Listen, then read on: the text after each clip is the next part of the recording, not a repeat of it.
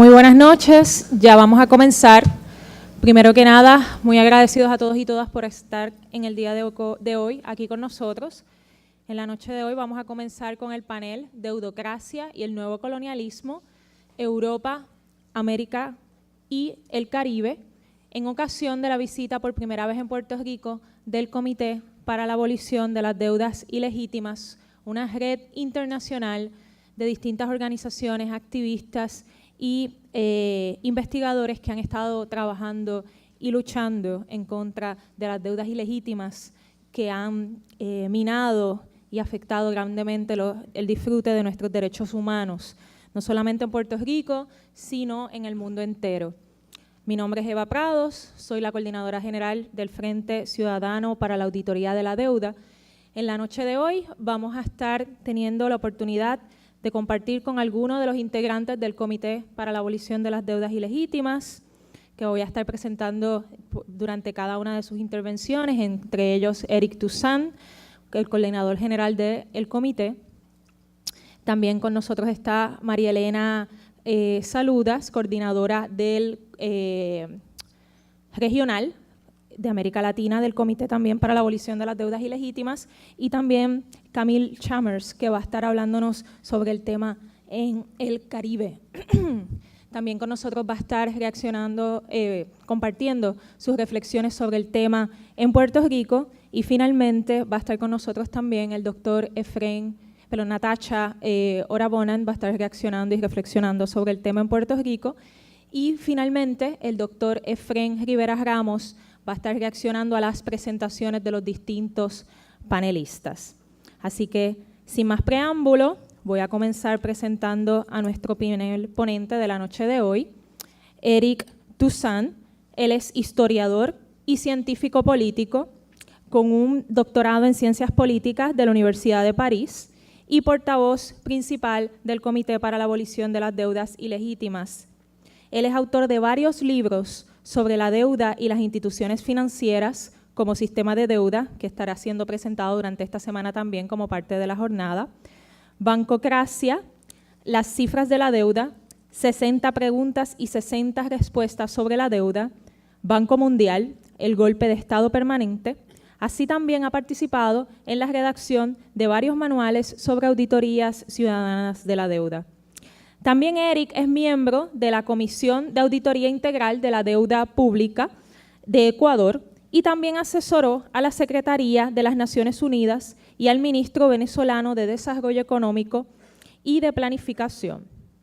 También ha asesorado al presidente paraguayo, expresidente paraguayo Fernando Lugo, sobre el lanzamiento de también auditorías de la deuda en estos países. Desde el 2010, Eric apoya diferentes iniciativas de auditorías ciudadanas de la deuda en Europa, en Grecia, Portugal, España, Francia y Bélgica. Sin más preámbulo, los voy a dejar con Eric para que comience con su reflexión. Quiero adelantarles que vamos a tener personas de nuestra organización y de nuestros colectivos con tarjetas para ir recogiendo las preguntas que vayan surgiendo de las distintas ponencias. Eric, bienvenido. Gracias, Eva.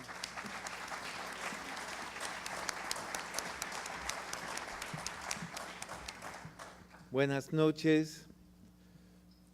Muy contento de compartir ese panel con los colegas y compañeros, compañeras. Muy contento de haber sido invitado por el Frente Ciudadano para la Auditoría de la Deuda. Me tocó hablar de Europa, creo, nos hemos distribuido las temáticas y, claro, una primera reflexión general antes de entrar en el tema de lo que está ocurriendo en Europa es el tema deuda ilegítima. Es claro que para nosotros como Comité para la Abolición de las Deudas Ilegítimas, el tema de las deudas ilegítimas es absolutamente central. Porque es un tabú en esa sociedad. Una deuda se paga. Cuando en realidad no hay ninguna obligación absoluta de pago de una deuda si esa deuda es ilegítima o ilegal. Y hay una cantidad de ejemplos históricos a lo largo de 5.000 años de historia de la humanidad, de anulación de deuda, de luchas para eliminar deudas. La democracia nació en el mundo occidental, en Grecia, en Atenas, cuando para responder a demandas de campesinos endeudados y esclavizados por la deuda, Solón, el dirigente griego, instauró reformas de anulación de deuda y instauración de la democracia en Atenas. Y a lo largo de la historia hubo una cantidad enorme de luchas de la ciudadanía para liberarse de las deudas ilegítimas hasta hoy en día. Y también de parte de países, de pueblos, de países sometidos a la dominación de los prestamistas, de los acreedores. En el siglo XIX hasta los 20 primeros años del siglo pasado, era normal, al nivel del derecho internacional, para un país acreedor invadir a un país deudor para obtener el pago de deuda. Le costó muchos debates y luchas al nivel internacional para cambiar ese derecho internacional y elaborar y aceptar una doctrina que se llamó la doctrina de la deuda odiosa, elaborada en los años 20, que completaba de alguna manera la lucha de países latinoamericanos para imponer lo que se llamó la doctrina Calvo y la doctrina Drago, diciendo que son Calvo, un jurista uruguayo, y Drago, un jurista y personalidad política argentina de final del siglo XIX, para decir que no se podía imponer por la fuerza el pago de la deuda y que los países deudores no podían renunciar al ejercicio de su soberanía en materia de deuda y no podían delegar a jurisdicciones ajenas, extranjeras, resolver litigios en materia de deuda. Fue el resultado de muchas luchas, de actos de repudio soberano de deuda de parte de países como México, del pueblo de México en el siglo XIX. Y la comunidad internacional de acreedores tuvo que dotarse del Banco Mundial y del FMI después de la Segunda Guerra Mundial para volver a imponer orden y sometimiento de países soberanos frente a los acreedores. Y se usó la crisis de la deuda de los años 80 para imponer a los países llamados en desarrollo, a los países de América Latina, de Asia y de África, los planes de ajuste estructural. ¿Qué es una deuda odiosa? Una deuda odiosa, según el derecho internacional y la doctrina de la deuda odiosa, es una deuda que corresponde a dos criterios. Una deuda que ha sido acumulada contra el interés de una población de un territorio dado. Primer criterio. Segundo criterio, los prestamistas lo sabían o no han podido demostrar que no podían saberlo. Entonces, si ustedes reflexionan sobre estos dos criterios, es claro que en muchos casos los pueblos son sometidos a deuda odiosa. Además, pueblos sí están todavía en una relación colonial o semicolonial con otras potencias. Bueno, el tema de esas deudas odiosas o ilegítimas, hasta 10 o 15 años atrás, parecía un tema limitado a los países en desarrollo. Pero a partir de la crisis, la última crisis general del capitalismo, que explotó en 2007 en Estados Unidos y se extendió a Europa final del 2007 en el 2008, se demostró que los pueblos de Europa, los países europeos, podían ser también sometidos otra vez en la historia a la dictadura, al yugo de las deudas ilegítimas o odiosas.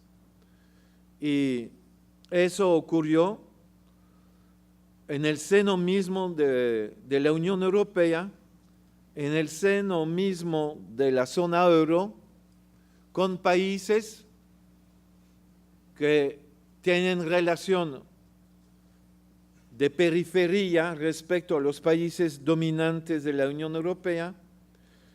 Eso ocurrió entonces con países como Grecia, Portugal, Chipre, Irlanda, también países de Europa Central que fueron sometidos a las exigencias de los acreedores y a planes de ajuste dictado por el FMI en colaboración con las autoridades europeas.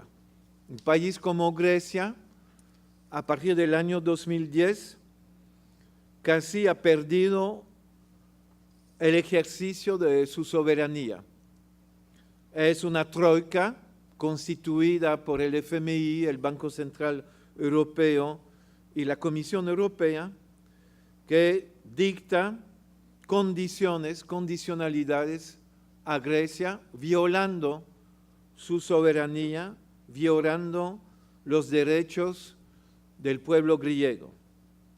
Para darle una idea de la situación actual en Grecia, decirle, por ejemplo, que 50% de los créditos bancarios en Grecia están en suspensión de pago.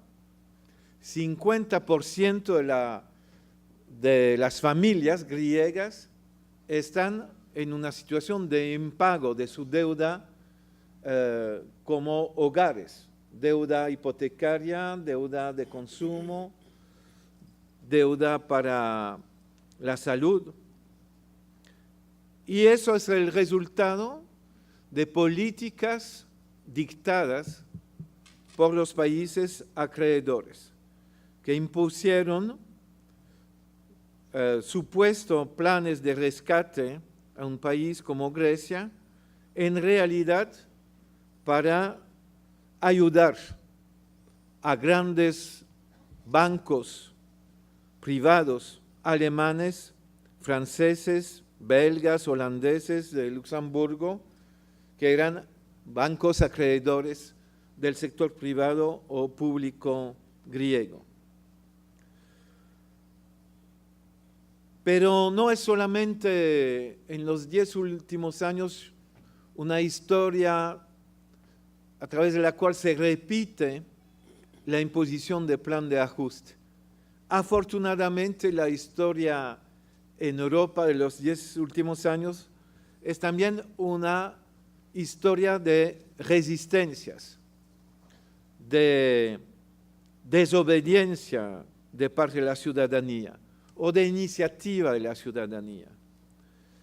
Ustedes se acordarán del movimiento de los indignados en España, que se inició a partir de marzo-abril 2011, dentro del marco de una primavera que había también afectado o llegado al mundo árabe, a África del Norte, que contagió luego a Grecia y llegó hasta Wall Street con el movimiento Occupy Wall Street.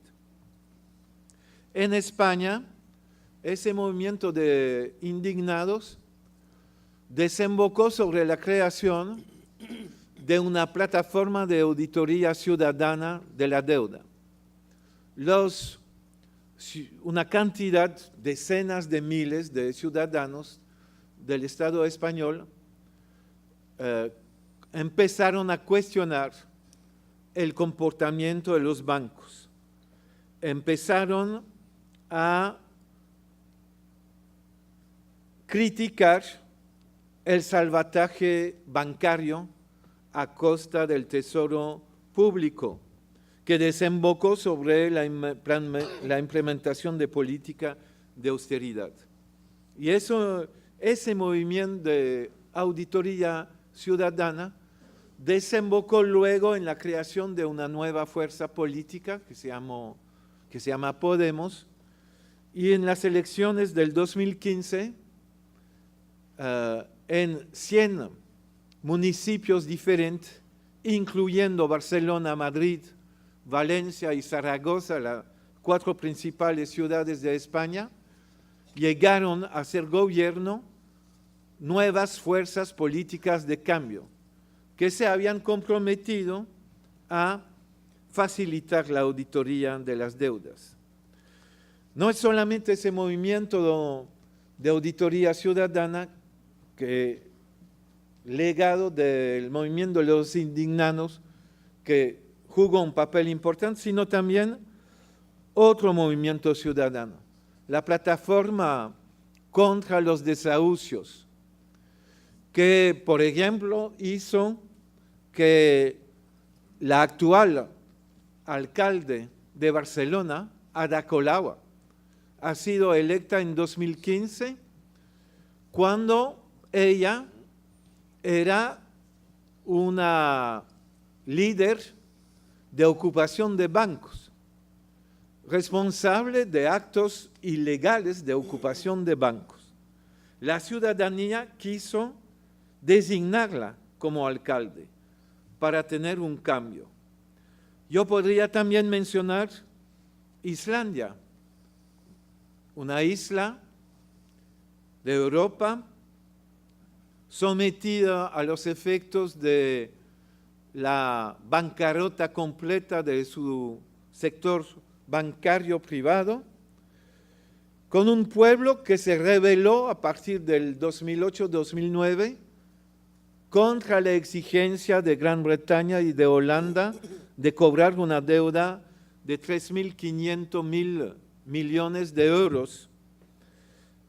El pueblo se rebeló, exigió un referéndum y votó el no pago de esa deuda exigida para Gran Bretaña y Holanda. Y se terminó con una victoria de Islandia. Islandia, que implementó políticas de control de capital, auditoría ciudadana de la deuda. Islandia, que encarceló a banqueros, es casi el único país en el cual banqueros terminaron en la cárcel. Yo espero con mis amigos españoles que Rodrigo Rato va a también terminar en la cárcel, ese exdirector del FMI, exdirector del Banco Lazar y exdirector del Banco Bankia, que acaba de ser condenado por la justicia española y normalmente tendría que ser próximamente encarcelado. Termino con un movimiento que está en curso, Imagino que oyeron lo que ocurrió o vieron imágenes de lo que está ocurriendo en Francia. El movimiento de los chalecos amarillos es un movimiento de rebelión ciudadana. Empezó hace 3 semanas contra la imposición de una taxa totalmente, de un impuesto totalmente injusto, y el pueblo de Francia se empezó a rebelarse contra una política tributaria totalmente injusta.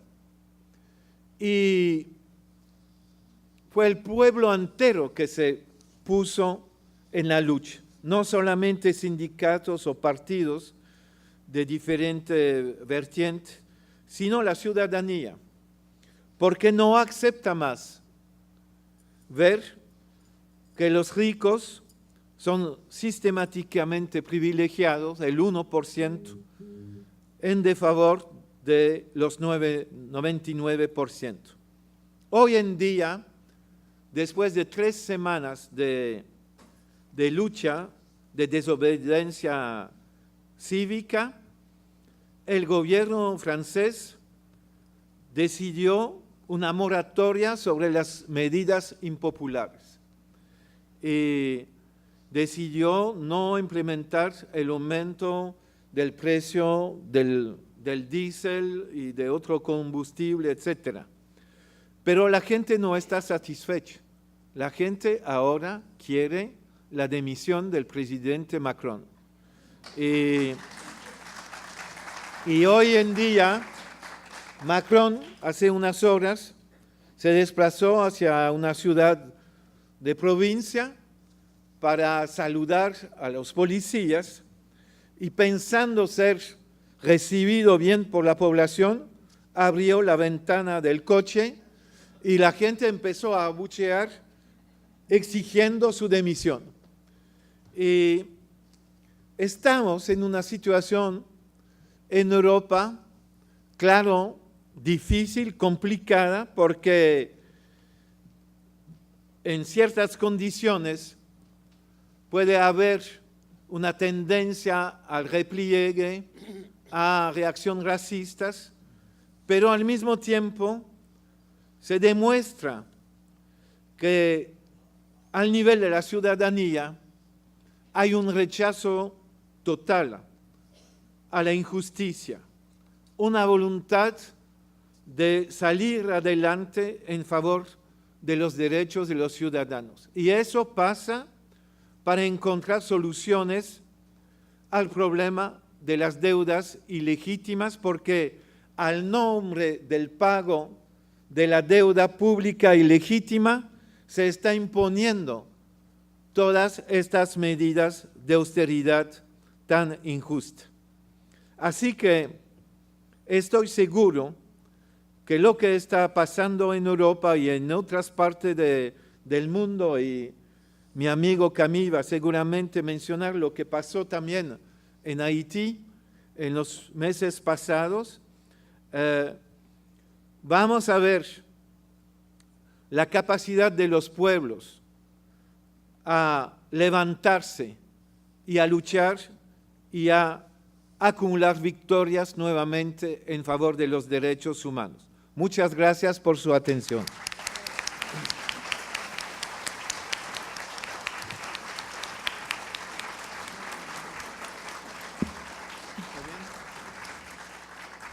Muchísimas gracias a Eric. Este es solo el comienzo, luego vamos a poder seguir hablando con él y durante la semana también van a haber distintas actividades para seguir compartiendo este tema. Ahora con nosotros invito a María Elena Saludas. María Elena Saludas es licenciada en Estadística, coordinadora nacional del ATAC, Asociación por la Tasación de las Transacciones Financieras y la Ayuda a los Ciudadanos. La ATAC es un movimiento internacional altermundialista que promueve el control democrático de los mercados financieros y las instituciones encargadas de su control mediante la reflexión política y la movilización social. Y en particular promueve un impuesto a las transacciones financieras. María Elena también es coordinadora del capítulo de América Latina y del Caribe, del KDTM, y ha trabajado reflexionando sobre la relación entre deuda externa, modelo productivo y bienes comunes. Sin más preámbulo, los dejo con María Elena.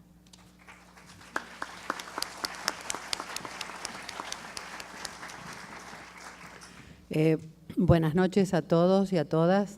Realmente es un placer estar acá con ustedes, estar en este país de rebeldes e insumisos.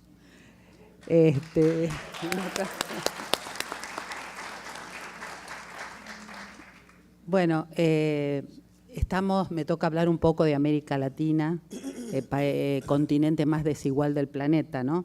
Pero, a ver, vamos a organizarnos un poquito y hacer un análisis de dónde estamos parados rápidamente.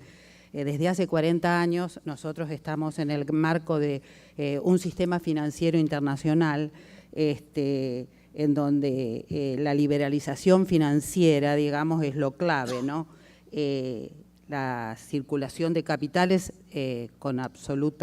sin ningún tipo de restricción. Y ATAC, que como lo mencionó recién Eva, como otros movimientos a nivel internacional, surgen en esa época, cuando se hablaba del fin de la historia, cuando se hablaba del fin de las ideologías. Había mucha lucha, tanto en el norte como en el sur. Por ejemplo, el Comité para la Abolición de las Deudas del Tercer Mundo, en ese momento se llamaba así, surge allá por 1989-1990. ATAC surge también en 1999 y tomando una propuesta de un economista liberal, la verdad que ustedes seguramente han escuchado hablar, de James Tobin, que allá por los años 70 ya visoraba este grado de especulación sin límite que se iba a producir si no se ponía un límite realmente a esta libre circulación de capitales. Libre circulación de capitales y no de personas, ¿no? Que hay que tenerlo tan en cuenta. Y bueno, entonces nosotros, ATAC toma esta propuesta de James Tobin, allá por los 70 lo propone James Tobin, para salvar el sistema capitalista, porque avisoraba, reitero, este grado de irracionalidad y este grado de especulación. Nosotros, a raíz de un artículo que se llamaba Desarmar los mercados, escrito por Ramonet, que proponía la aplicación de esta tasa a los capitales especulativos, pero de ayuda al ciudadano.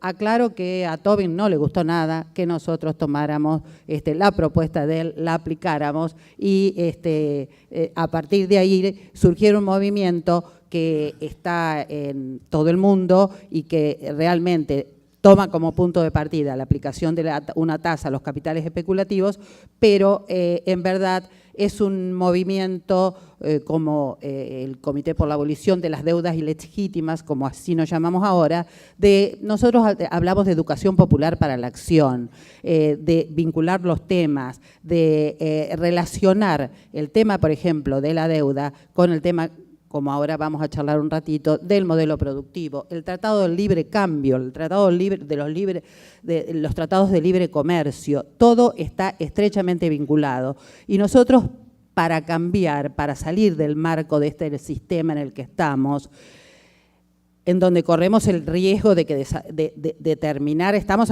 frente a una crisis civilizatoria realmente, tenemos que ser muchos. Entonces, la batalla pasa por acá, por la batalla de ideas.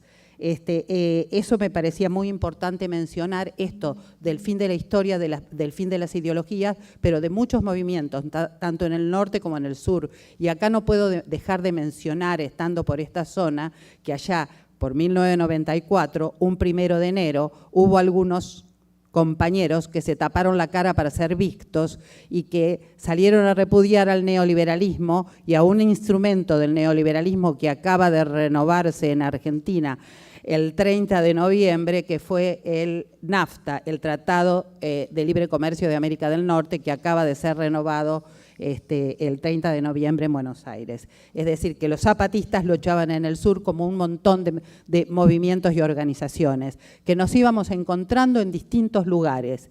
En 1999, por ejemplo, nos encontramos en Seattle y ahí empezamos a ver que teníamos luchas en común, que teníamos alternativas comunes y decidimos reunirnos en un lugar paradigmático también, porque venía aplicando un proceso de democratización como era el de la democracia participativa allá en Porto Alegre, en el sur, ¿no? Un poco más al sur, y justo nos juntamos en la misma época que los poderosos del mundo se reunían en Davos, ¿no? Para decidir nuestro destino.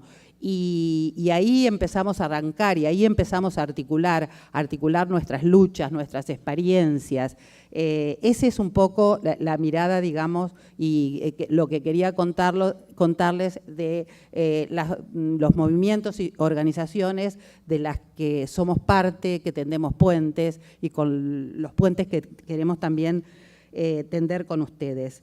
Pero bueno, siguiendo un poco con, sobre todo, el tema de la deuda y el tema de estos encuentros, digamos, de los poderosos del mundo, no puedo dejar de contarles que acaba de reunirse en Argentina el G20. El G20 formado, dicen, por los 20 países más poderosos del mundo. En verdad son 19, la Unión Europea más 19 países, pero no todos son poderosos, porque allí está Argentina, está México, está Brasil, que no son tan poderosos. ¿Por qué habrán sido llamados para participar de este espacio donde se reúnen aquellos que deciden las políticas públicas para salir de la crisis, la última crisis de 2007-2008, en donde todavía estamos inmersos? ¿Por qué habrán sido invitados?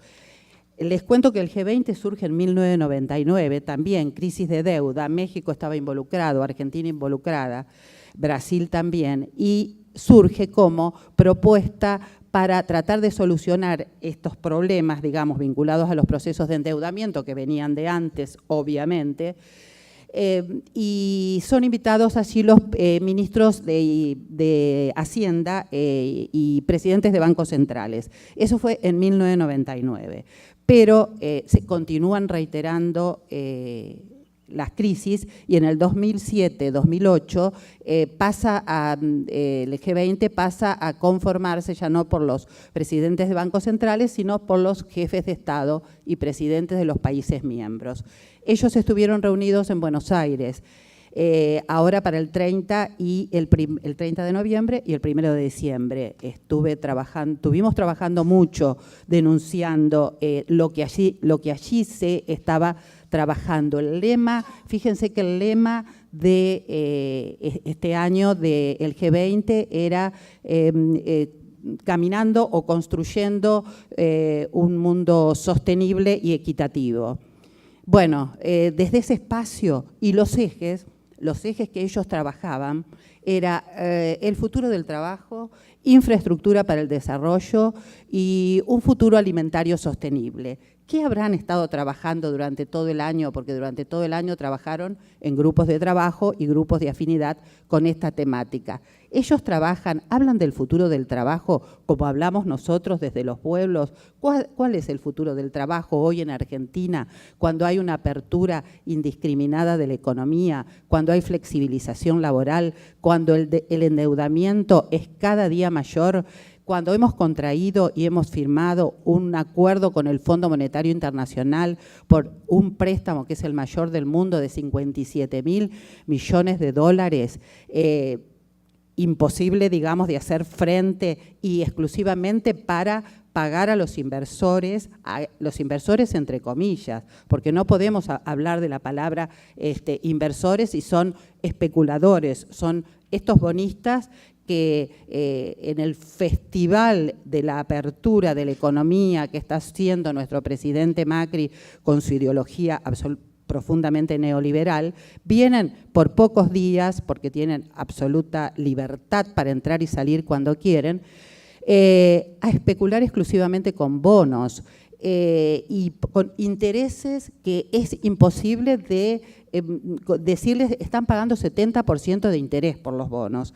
Y sí, y E incluso las tarjetas de crédito, nosotros, que es una manera de obligarte a endeudar, el poder adquisitivo en Argentina, ahora entro en todo caso rápidamente al tema del endeudamiento en Argentina, es muy serio. Nosotros les diría que estamos en default prácticamente. Este dinero entra para poder pagar a estos especuladores que entran y salen. Bueno, entonces le van aumentando a partir de las LEBAC, ustedes deben haber escuchado, son todos instrumentos, mecanismos derivados, y están pagando más del 70% de interés, pero lo peor es que también están cobrando un interés mayor en los bancos para, por ejemplo, las tarjetas de crédito. Y hoy las tarjetas de crédito son utilizadas para el consumo de alimentos. La gente no llega a fin de mes con los sueldos que tiene, por lo tanto tiene que usar la tarjeta de crédito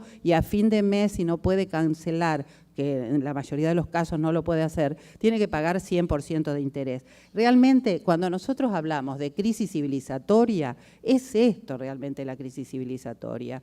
Es una suma. Nosotros, cuando describimos que estamos en el marco de una crisis, de una profunda crisis capitalista global, esa crisis es multifacética, es una crisis, nosotros hablamos de crisis económica y tiene que ver con esto, de crisis financiera, de crisis energética, de crisis alimentaria, en fin, de crisis civilizatoria. No podemos dejar de señalar y de analizar en el lugar donde nosotros estamos parados. Y también me pidieron que hiciera un poco de referencia a los fondos buitres. Bueno, los fondos buitres son esto, es decir, no hay demasiada diferencia con los fondos de inversión que vienen a especular en nuestros países, no solo en Argentina, sino todos los países de América están altamente endeudados. Solamente que los fondos buitres apelan a litigar, porque los bonos en general tienen habló Eric recién, no se rigen por instrumentos como por ejemplo la doctrina Calvo o la doctrina Drago, y pueden ser solucionados, las disputas pueden ser solucionadas en tribunales en el exterior. Entonces, a los fondos especulativos, a los supuestos inversores, a los acreedores, en verdad no les interesa demasiado que se les pague, sino les interesa que permanentemente tengan una entrada, por eso cobrar los intereses. Y los fondos buitres específicamente, lo que están abocados a litigar, a hacer juicio, y como están protegidos, es decir, pueden remitirse a tribunales en el exterior a partir de las cláusulas que tienen cuando tienen estos bonos, pueden remitirse como lo hizo el MN Capital, es decir, el juez Griesa, pero el fondo buitre de Elliott, remitirse a Nueva York. Bueno, ese es el panorama, tengo 3 minutos, ese es el panorama que tenemos en Argentina, altamente endeudados, situación compleja en América, pero nosotros no bajamos los brazos. Creo que el estar acá es no bajar los brazos. El haber hecho en paralelo a la cumbre de jefes de estados, una cumbre de los pueblos, no le decimos contracumbre, nosotros decimos cumbre de los pueblos, porque en la cumbre de los pueblos nosotros no vamos a decir solamente los no al pago de la deuda externa, no al actual modelo productivo, agroexportador, extractivista, que se lleva nuestros bienes comunes y nos deja la devastación, y esto tiene que ver con la crisis climática, que después podemos seguir conversando qué es lo que se abordó en el G20, en relación a la crisis climática y al comercio internacional. Le decimos no a los tratados de libre comercio en todas sus formas. Pero nosotros tenemos muchísimos sí. Sí construidos por ustedes, sí construidos por los que luchan. Y uno de los sí, por ejemplo, es la soberanía alimentaria. Principio que surge en 1996 a partir de la propuesta de Vía Campesina, de decidir qué producimos, cómo producimos y para quién. O la nuestra, la propuesta que acá estamos trabajando, la suspensión del pago de la deuda, una auditoría integral y participativa. Eso es la profundización de la democracia, eso es lo que debatimos, eso es lo que queremos desde los pueblos. Por eso, toda mi esperanza, todo el deseo de que sigamos, que tejamos puentes, que sigamos en la lucha, que compartamos información, porque es la única manera de vencer este sistema depredador en el que estamos inmersos. Muchas gracias a todos y seguimos conversando.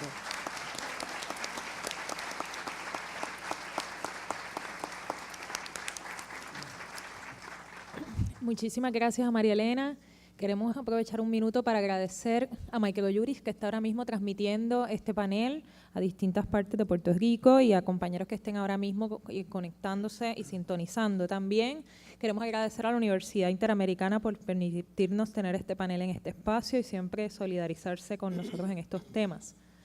También ahora, que sin más espera, vamos ahora a escuchar al compañero Camille Chalmers de Haití. Camille es economista y profesor universitario, tiene estudios graduados en Economía y Planificación de Procesos de Integración de la Universidad Central de Venezuela, es coordinador de la Plataforma para el Desarrollo Alternativo de Haití, integrante de la red de Latinoamérica del KDTM, también presidente de la Sociedad de Economía Política de América Latina, la CEPLA, integrante del Consejo Latinoamericano de Ciencias Sociales, CLACSO, también integrante de la Coordinadora Política de Movimientos Sociales Hacia el Alba, miembro del Foro Global de Alternativas, miembro del Comité Internacional de Coordinación de las Redes de Jubileo Sur y también miembro del Comité Regional de la Asamblea de los Pueblos del Caribe. También representa en ese espacio, dentro del Centro Internacional del Foro Social Mundial, a miembros y miembro de la Asociación de Economistas de Haití. Camille trabaja temas de desarrollo sustentable, soberanía alimentaria, cancelación de deuda, ayuda internacional post-desastre en Haití y se especializa en el análisis de procesos de integración y en la formulación de alternativas públicas. Sin más preámbulo, Camille, ven para acá.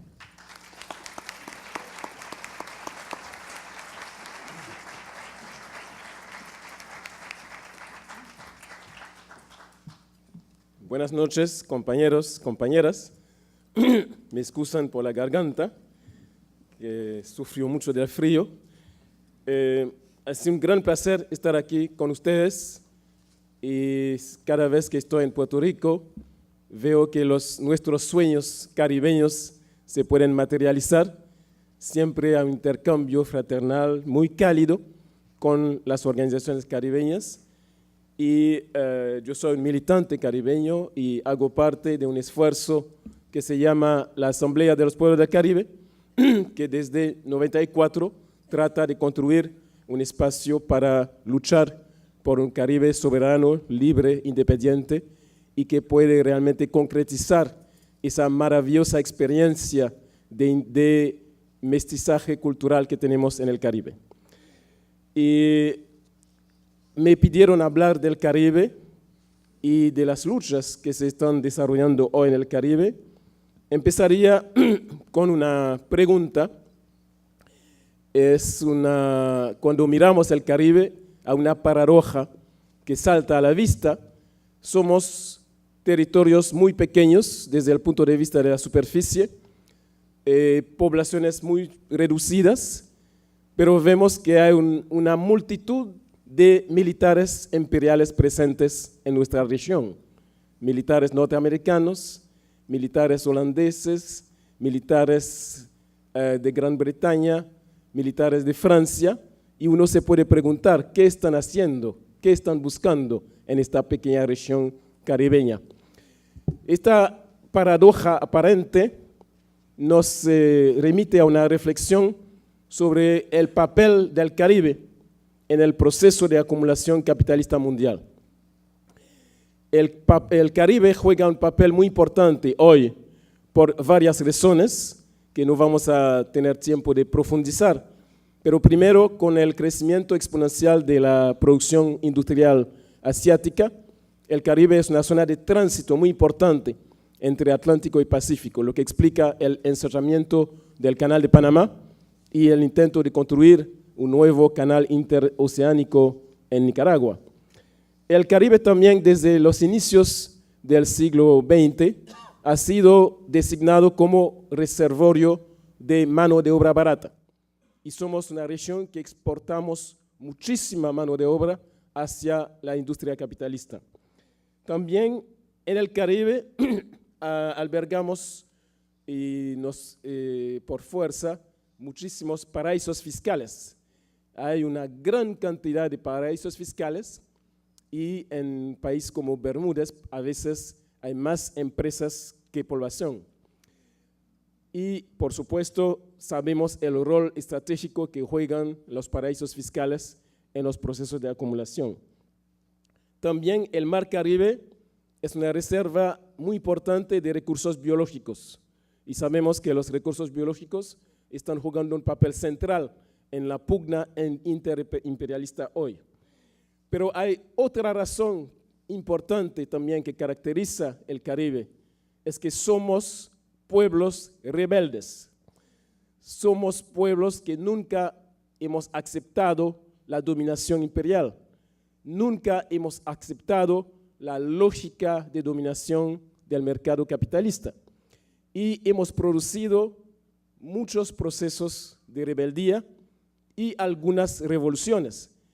Y dos revoluciones, particularmente la de la haitiana de 1804 y la cubana de 1959, han podido demostrar que países pequeños pueden producir un proyecto nacional que se opone a la lógica de funcionamiento del mercado mundial. Creo que eso es un bonito regalo al mundo, ¿no?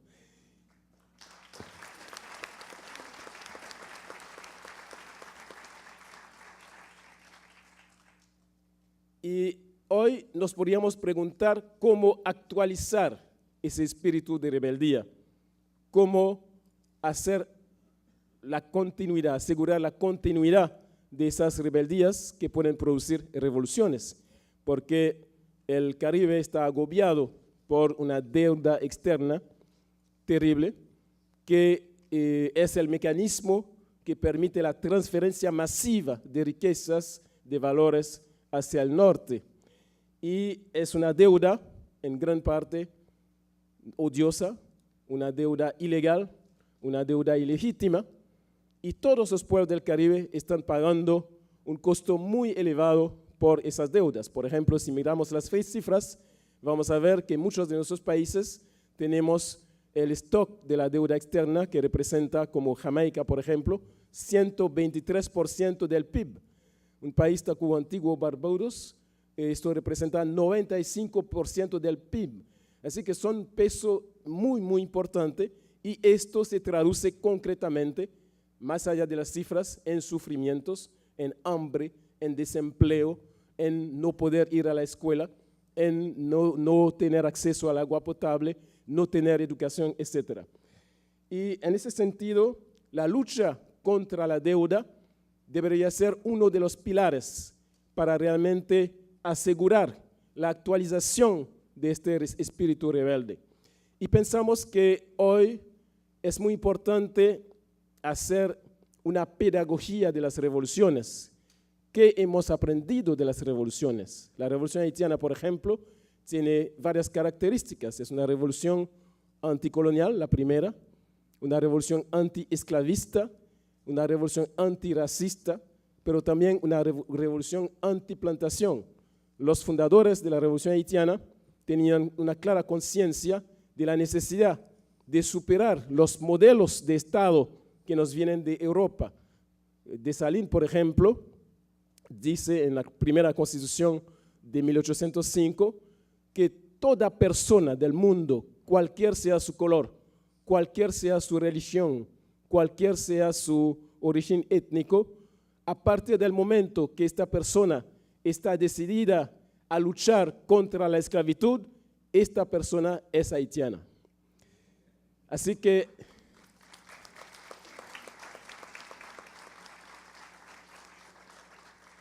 Dessalines tenía una clara conciencia de no quedar encarcelado en los conceptos de Estado-nación que nos vienen de Europa.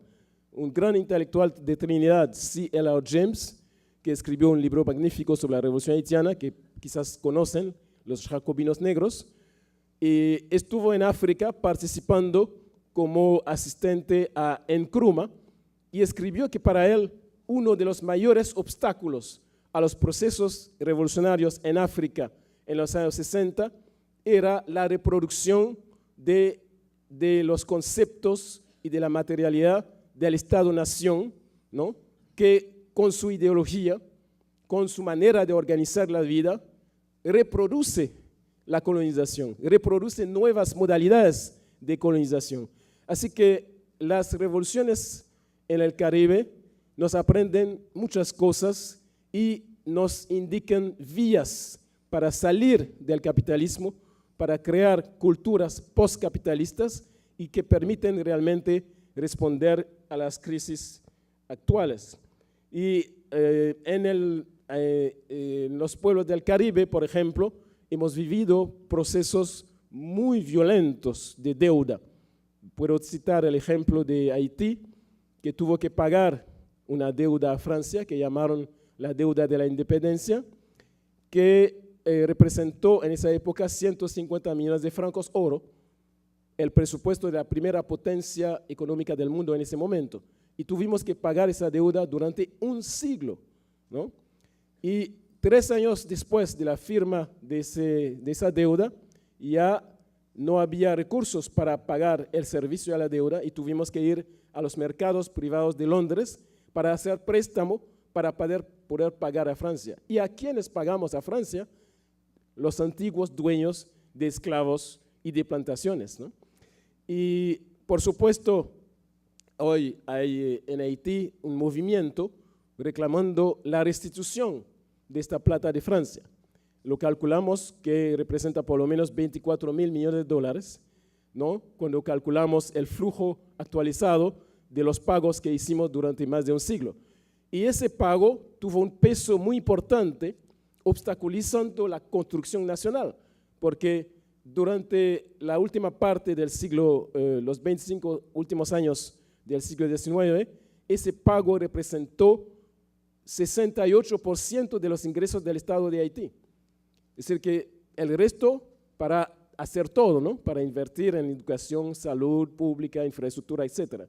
Así que ese peso de la deuda jugó un papel muy importante en anular la revolución haitiana y reinsertar de manera violenta a la economía haitiana en la economía mundial. Y eso siguió con otros procesos de sometimiento, con la llegada de los soldados de Estados Unidos en 1915, que al llegar a Haití la primera cosa que hicieron es robar el stock de oro del Banco Central, ¿no? Y se llevaron el stock de oro del Banco Central de Haití, que hasta ahora se sitúa en Nueva York, ¿no? Todavía no está restituido. Así que son procesos muy violentos de dominación, de saqueo. Somos pueblos saqueados, territorios saqueados, y durante esos 5 siglos después de 1492, las potencias capitalistas han acumulado una enorme deuda ecológica con los pueblos del Caribe. Y nosotros decimos, esta deuda la tienen que pagar. ¿Cómo vamos a hacer para que la paguen? Eso radica, por supuesto, en procesos de movilización, en procesos de rechazar los modelos de sociedad que nos ofrecen, los modelos de consumo que nos ofrecen, los modelos de producción que nos ofrecen. Y estoy pensando a una creación de resistencia muy importante del Caribe, que es el cimarronaje. ¿Qué hace el cimarrón? El cimarrón huye de la plantación, se va a las montañas, crea una comunidad distinta, ¿no? Gestionada de manera totalmente distinta, y desde esa comunidad alternativa ataca a las plantaciones. Y eso es el proceso que hizo posible la revolución haitiana, que hizo esa bella experiencia de sublevamiento popular que ha conducido a la ruptura revolucionaria que conocemos. Y en la actualidad estamos viviendo en Haití un momento muy importante. No sé si todos ustedes conocen la experiencia de Petrocaribe. Petrocaribe es un acuerdo entre Venezuela y 19 países del Caribe, un acuerdo de suministro de productos de hidrocarburo y que se paga 50% al recibir esos productos y el resto se paga en 25 años con una tasa de interés de 1% al año. Eso, por supuesto, no tiene nada que ver con las condiciones de la ayuda clásica imperialista, bilateral o multilateral.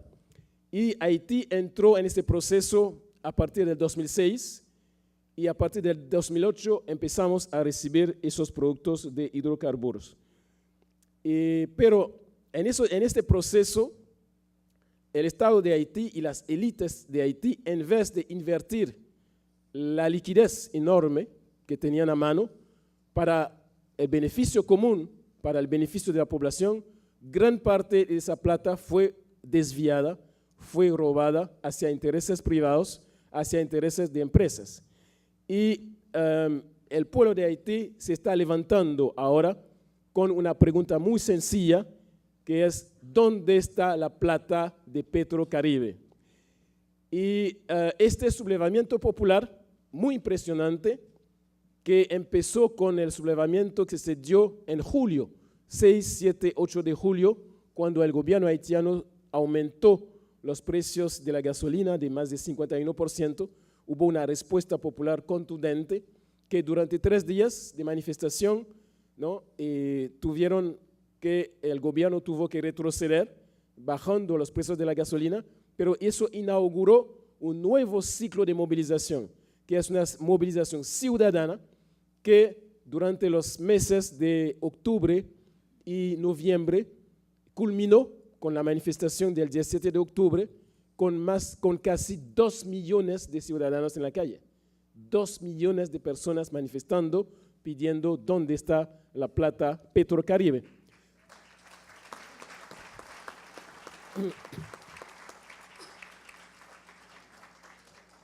Y esa manifestación muy creativa, con muchos jóvenes manifestando en la calle, también hace preguntas más profundas. No es solamente una lucha contra la corrupción, que es importante, pero conecta la corrupción con elementos del sistema de dominación y hace preguntas mucho más profundas, y pensamos que esa movilización puede desembocar sobre procesos de cuestionamiento del sistema de dominación. Es que en ese momento el pueblo de Haití está en la calle movilizándose, una movilización ciudadana muy amplia en todo el país. El pueblo de Haití quería solicitar también la solidaridad concreta de los pueblos del Caribe en esta lucha, y pensamos que esos procesos de movilización, como la que está sucediendo en Francia, como la que está sucediendo hoy en Haití, son elementos muy importantes en la construcción de esos caminos revolucionarios, en la construcción de esos caminos de ruptura con el sistema dominante, con el sistema capitalista. Porque hoy la gran crisis del 2008 ha llegado al Caribe y todos los países estamos pagando los embates de esta crisis con la reducción significativa del nivel de vida, con procesos de crisis fiscal, de crisis de endeudamiento, de crisis de déficit de la balanza de pagos, y todo eso está asociado con la crisis ambiental que estamos sufriendo todos, que es también una consecuencia de la gestión que hace el sistema capitalista del planeta. Así que estamos en momentos donde realmente estamos sufriendo una crisis muy severa, con consecuencias múltiples sobre nuestra vida cotidiana, pero creo que la principal lección que podemos sacar de esta cultura rebelde del Caribe es que el capitalismo no va a morir de crisis, no va a morir de muerte natural, pero muere de revolución. Muchas gracias.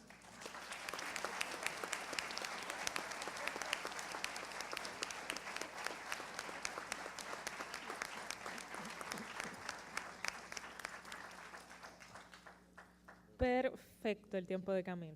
Muy bien. Bueno, ahora pasamos con Natacha Orabonen.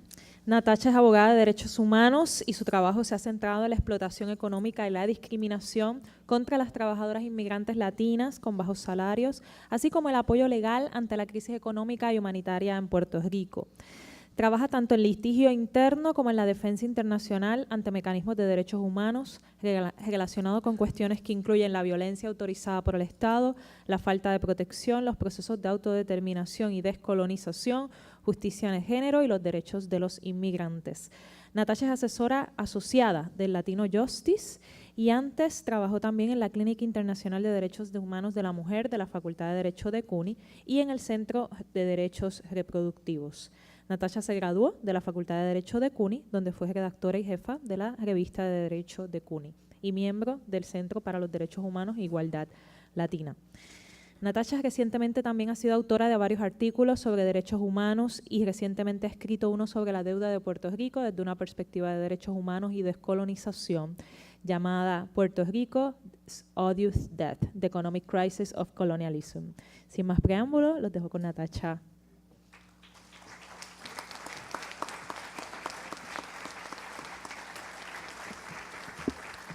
Bueno, muy buenas noches. Primero quiero agradecer a las organizadoras y las organizadores de esta actividad y también a las invitadas y los invitados internacionales por llegar a Puerto Rico y por entender el valor y la importancia de que este foro, de estas actividades, esta jornada, pues que se llevara aquí en Puerto Rico. Yo tengo el gran privilegio y responsabilidad de hablar de Puerto Rico dentro del contexto de lo que es la doctrina de la deuda odiosa. Así que vengo a hablarle no de la crisis, porque de eso ya la viven en carne y hueso todos los días, sino de soluciones. La crisis pues nos la crean, pero la podemos solucionar nosotras y nosotros, sobre todo cuando quieren hacernos responsables de ella. Y hay crisis que nos dejan evolucionar y crear cambios radicales que transforman y de hecho la verdadera transformación revolucionaria y evolucionaria realmente solo nace de la crisis. Así que la crisis puede que sea nuestra, pero la deuda no.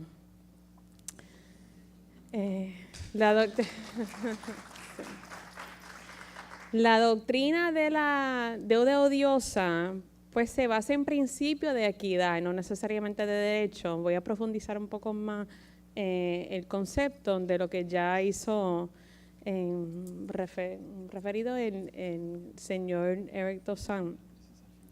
Hay deudas ilegítimas, tanto en cómo se originaron, que en su actual impacto en las vidas cotidianas de la gente y un futuro de un país. Primero, aquí es el pueblo declarando que la deuda es odiosa, no el gobierno.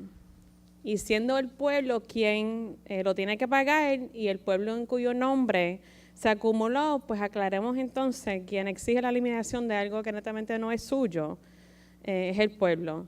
¿Y por qué la importancia de la distinción? ¿Por qué hay que destacarlo? Pues porque históricamente la doctrina de la deuda odiosa viene del contexto de la justicia transicional.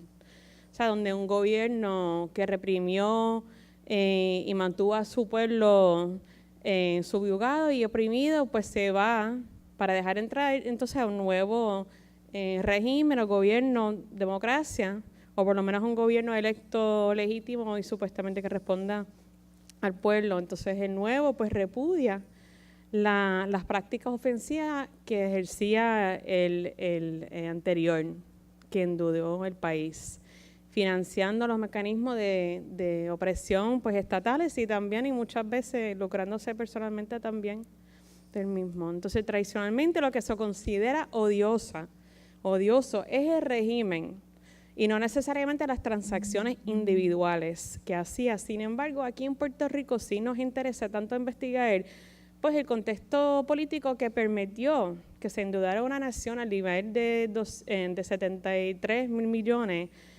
que también las transacciones financieras manejadas por actores tanto gubernamentales que privados.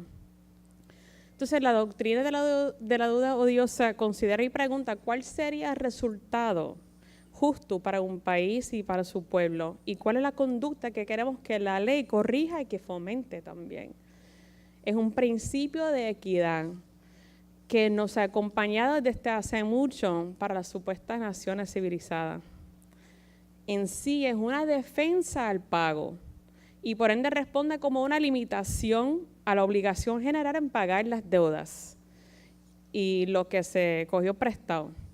Para los gobiernos haciendo la transición de un abusivo, antidemocrático y dictatorial a un posconflicto, facilita entonces soltar el estrangulamiento a sociedades que siguen bajo el dominio de deuda acumulada inhumanamente, impidiendo el progreso y avances socioeconómicos necesarios para la nación salir de ser una economía dependiente, aislada y llena de corrupción. ¿Nos suena algo familiar?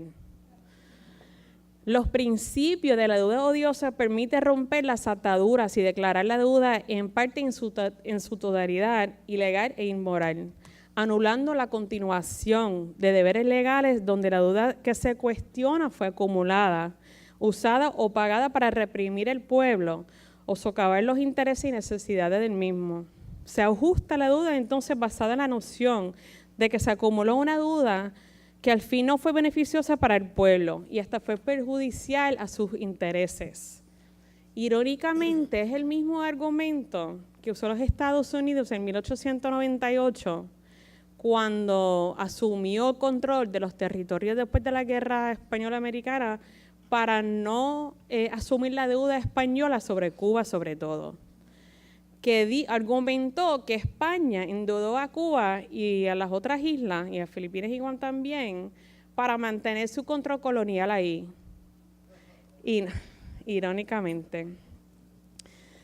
Una de las consideraciones principales para concluir que una deuda es odiosa es si el pueblo en cuyo nombre se acumuló tanta deuda realmente benefició de ese endeudamiento. Se supone que un país coja prestado para suplementar su presupuesto público y que el beneficiario deseado sea el pueblo, quien será obligado por futuras generaciones a pagarla. Pero ¿qué pasa cuando no solamente el pueblo no recibió los beneficios garantizados, sino que se usó el dinero para tanto seguir la represión que para entonces implementar un régimen de austeridad también? O sea, para nosotros en arroz y habichuelas, y para yo a veces también conceptualizarlo y pensarlo, es como una madre que tuvo que coger préstamos estudiantiles para financiar su propia educación, que terminará entonces por décadas pagándole al banco, que ahora le impide financiar la educación de su hijo, proveerle comida, un techo digno, salud, etcétera, que ahora es otra generación que está impactada entonces en seguir pagando una deuda a una corporación que ese préstamo está garantizado por el gobierno con fondos públicos, que le recortan entonces y que le quitan los servicios esenciales, que es la obligación primordial de cualquier gobierno. En términos de beneficio al pueblo, cuando los gobiernos de Puerto Rico pedían prestado y los fondos buitres prestaban a unas tarifas exageradamente altas, ¿realmente hubo un mejoramiento de los servicios públicos? O sea, por décadas la economía de Puerto Rico se ha ido cayendo hasta llegar a una depresión. Y los recortes a los servicios públicos no fueron solo ahora, sino desde antes, empeorando con la administración de Fortuño, que mientras recortaba, pues cogía prestados billones de dólares. Y cuando hablamos de obligaciones del Estado, no es solamente el derecho privado y las obligaciones contractuales, sino también bajo derecho público internacional y los derechos humanos. Ni en momentos de guerra, ni mucho menos en momentos de crisis capitalista, pueden suspender los derechos humanos de la gente. Sí, merece aplauso. Los Estados Unidos y Puerto Rico como colonia y sujeto político subyugado, pues tiene el deber de asegurar la realización de los derechos más fundamentales y los cuales quedan reconocidos a esta rectificada de dicho país. En las jerarquías de derechos, los buitres, la Junta y sus asesoras lo tienen al revés, que no son sus contratos que tienen prioridad jurídica en atender, sino los derechos fundamentales de la gente a quien sirve el gobierno.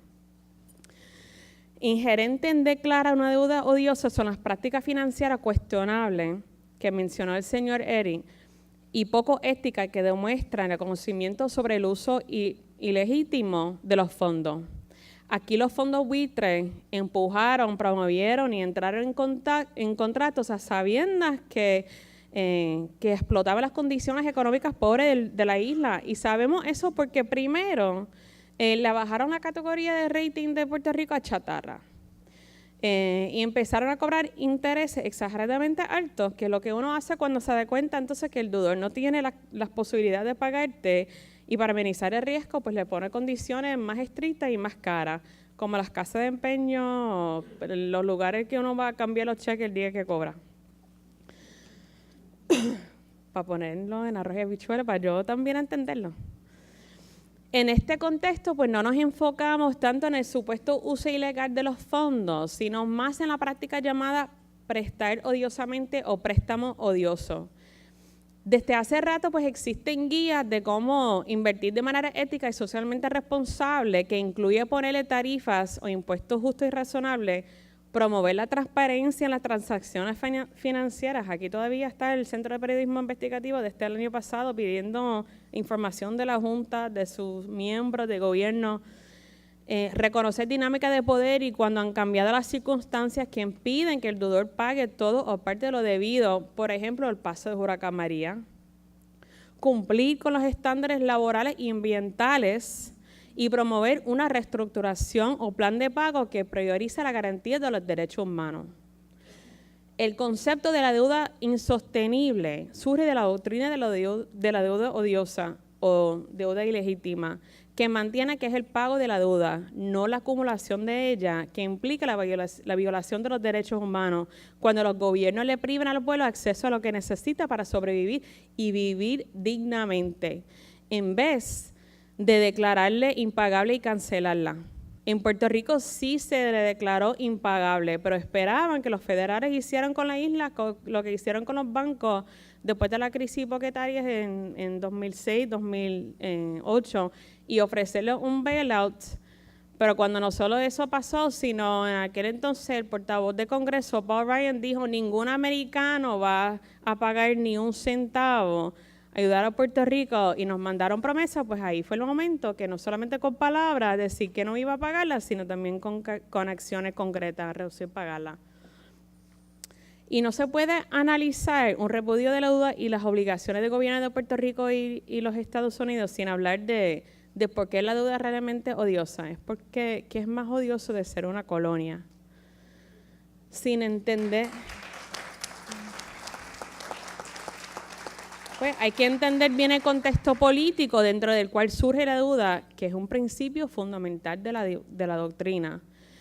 Y vuelvo al ejemplo de los Estados Unidos con Cuba. Deudas acumuladas para mantener esfuerzos colonizadores se repudian y se llaman deuda subyugada. Pero ¿por qué Puerto Rico tiene que pedir prestado tanto y recurrir a acreedores nefastos y compañías con largas trayectorias de provocar desastres económicos como hicieron en los Estados Unidos, pero también a nivel mundial? ¿Por qué sospechamos a deudas acumuladas por un régimen opresor, pero cuando su sujeto, una colonia sin soberanía y autonomía, para tomar decisiones sobre su propia economía y jurisdicción, recurre a coger prestado para sobrevivir, lo presumimos legítimo? Sin capacidad de ejercer control de nada, porque se presume entonces que existen las condiciones apropiadas, el balance de poder, la capacidad de negociar con plena autonomía, todo lo que se requiere para entidades soberanas, negociando términos, que sabemos que eso no existe. Puerto Rico no puede renegociar su deuda solo, ni buscar otra fuente económica de financiamiento, ni acudir a mecanismos y foros regionales e internacionales que pudieran haberle hecho un mejor negocio.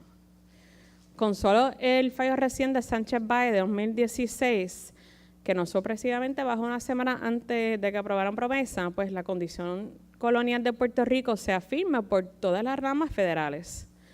Ahora la Junta de Control Fiscal es la que gobierna, privándole otra vez al pueblo puertorriqueño de sus derechos civiles y políticos, y con las medidas de austeridad también sociales, culturales y económicos. La deuda sí es odiosa, no importa que sea el colonizador o el colonizado pidiendo prestado. La deuda es odiosa porque sucede dentro del colonialismo y lo mantiene a flote, y no para el pueblo que siempre termina siendo oprimido. Y en esta coyuntura histórica y política no se debe permitir que existan colonias ni los mecanismos y estructuras que las financian para lucrarse de su condición perpetua de crisis. Y para ir concluyendo, es cierto que no han sido tantas las veces que se ha montado la defensa de la deuda odiosa, pero justamente por esta misma dinámica de poder. Pero solo requiere una vez y a lo mejor una pequeña nación caribeña que siga invisibilizada por el imperio más dominante que en los últimos siglos y cuyo destino está en el balance ahora de convertirse en lo que uno de los miembros de la Junta le prometió al Congreso, de que Puerto Rico iba a ser el Singapur del Caribe, un lugar tropical deseado de todos los banqueros gringos y bitcoineros cuando no sea temporada de huracanes, o una nación isleña que deja de seguir pidiendo prestado, se levanta con la solidaridad internacional que tiene y la rodea, aprecia el tremendo talento y compromiso que ya existe y define esta nación y su realidad. Y para el pueblo puertorriqueño, las que se fueron obligados y sueñan en regresar, y las y los que vendrán. Así que gracias.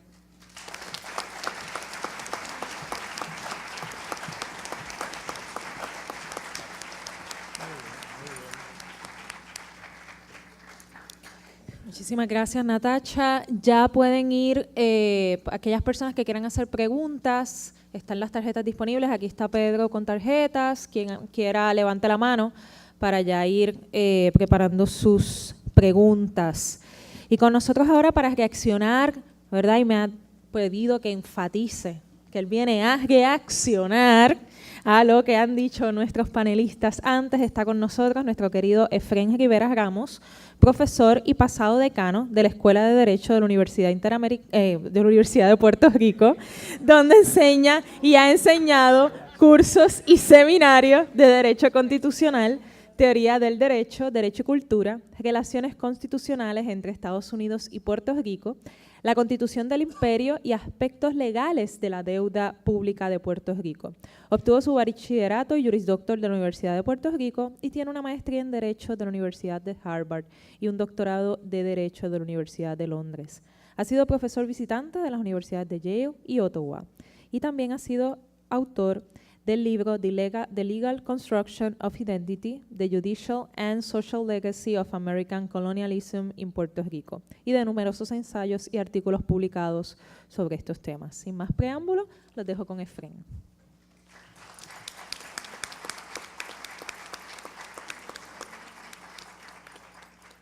Sí, muy buenas noches. Primero que nada, gracias por la invitación a participar en este importante panel. Y me siento muy honrado de participar con estos distinguidísimos panelistas. Tengo poco tiempo, me dieron 10 minutos para reaccionar a las 4 ponencias, lo que quiere decir que debería, si soy equitativo, dedicarle 2 minutos y medio a cada una, pero no creo que eso sea muy provechoso. Lo que quisiera hacer es resaltar uno o dos de los señalamientos de cada distinguido ponente y luego quizás hacer referencia a algunos planteamientos que me parecen comunes, ¿no?, que han sido comunes en las presentaciones de los 4. Por supuesto, bueno, yo acabo de oír lo que han dicho, así que cualquiera de ustedes, estoy en la misma situación de ustedes, cualquiera de ustedes podría ser el reactor o reactora, y cada cual pues escogerá qué es lo que más le ha impresionado. En términos de el planteamiento del compañero Eric Toussaint, pues yo creo que se debe resaltar